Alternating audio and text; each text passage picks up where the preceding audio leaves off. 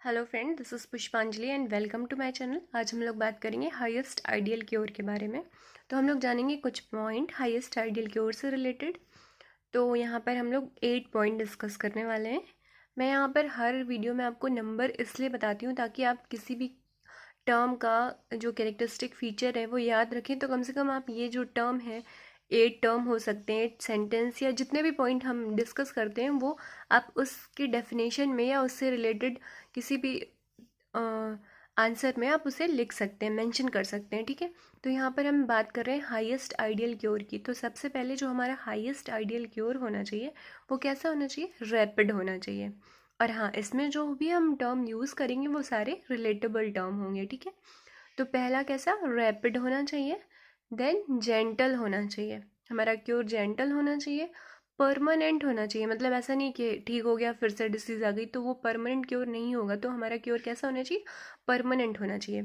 Cure में करते क्या है हम? रिस्टोरेशन ऑफ हेल्थ करते हैं। तो मतलब जो हमारा क्योर है उसमें उसकी हेल्थ को रिस्टोर होना चाहिए कुछ और तरीके से।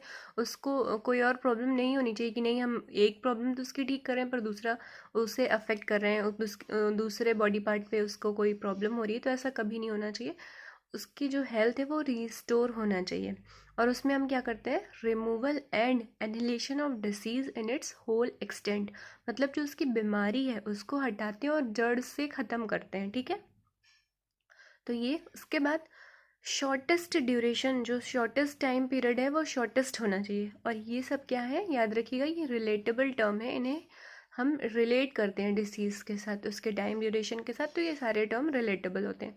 मोस्ट हार्मलेस वे में उसे हमें ट्रीट करना है, मोस्ट रिलायबल मेथड में हम उसे ट्रीट करेंगे। ठीक है, मोस्ट हार्मलेस वे में उसे ट्रीट करेंगे और मोस्ट रिलायबल मैनर में हम उसे ट्रीट करेंगे। और जो हमारा क्योर है वो ईजिली कंप्रेहेंसिबल प्रिंसिपल पे बेस्ड होना चाहिए। तो ये जो हाईएस्ट आइडियल क्योर है ये उसके ये कैरेक्टर हैं, तो याद रखिएगा। और आप मुझे कमेंट करके बताएंगे कि जो हाईएस्ट आइडियल क्योर है वो किस एफोरिज्म में दिया गया है, ऑर्गेनन के किस एफोरिज्म में वो दिया गया है। ठीक है, ऑर्गेनन ऑफ मेडिसिन के किस एफोरिज्म में हाईएस्ट आइडियल क्योर का डिस्कशन है, यानी कि किस एफोरिज्म में उन्होंने बताया कि हाईएस्ट आइडियल क्योर कैसा होता है। तो ये मुझे कमेंट करके बताइएगा।